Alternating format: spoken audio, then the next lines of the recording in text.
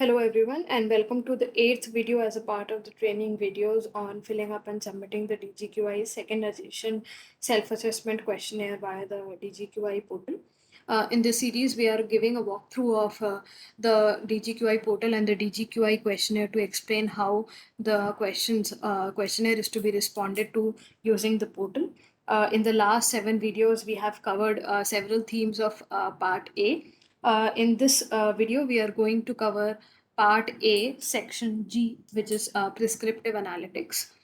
So we go to the add part A button on the home page, and then we have section G, prescriptive analytics, which is the seventh section of this part, which is to be answered at the ministry department level. Prescriptive analytics is the third theme within the data driven outcomes pillar of the DGQI exercise, and it aims to assess how the ministry has ensured that it is undertaking not just exploratory or predictive analytics, but it is going one step ahead and it is undertaking prescriptive analytics to inform its present decision making.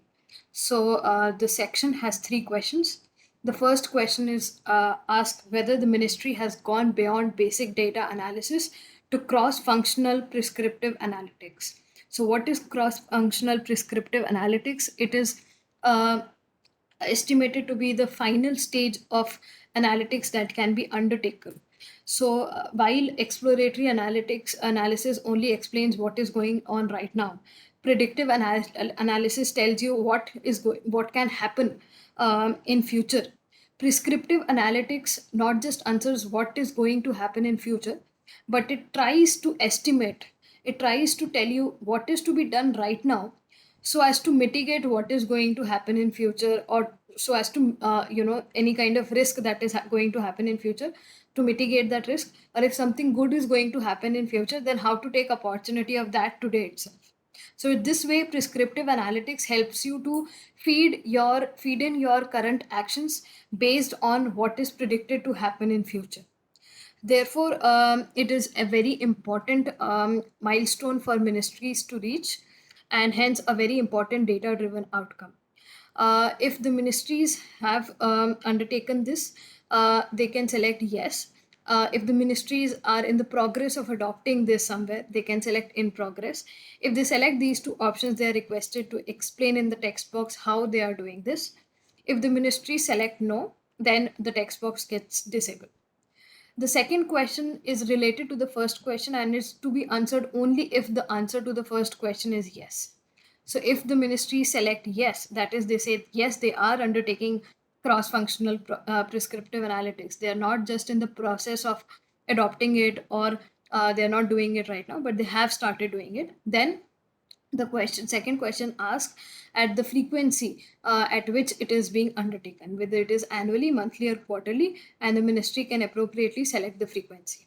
Similarly, the third question is to be also answered only if the question to the first one is yes. Otherwise, this also gets automatically disabled. So if the first question is yes, that is, ministry says that it is undertaking prescriptive analytics, then the question aims to ask what kind of mechanisms or modes have been established by the ministry to ensure that this prescriptive analytics is actually is undertaken regularly, and it is undertaken in a structured manner and not just randomly. So there are different mechanisms that have been laid down. For example, um, uh, as options. For example, there have been mechanisms for regular data analysis reports to be prepared and shared with the decision makers at the highest level, and this mechanism has been documented. So, by data analysis reports, we mean prescriptive data analytics and reports, not the basic reports. Or some committee has been formed to review these prescriptive analytics being done at the ministry level at regular frequencies, and or some regular policy review meetings are being held on the basis of these reports or on the basis of this analysis that is being done.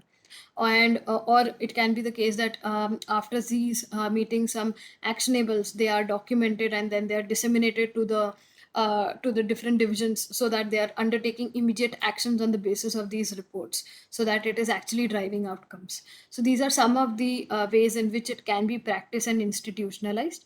But if the ministry is practicing any other way, they can select others, and then a text box will appear which will allow them to answer how they are practicing the same.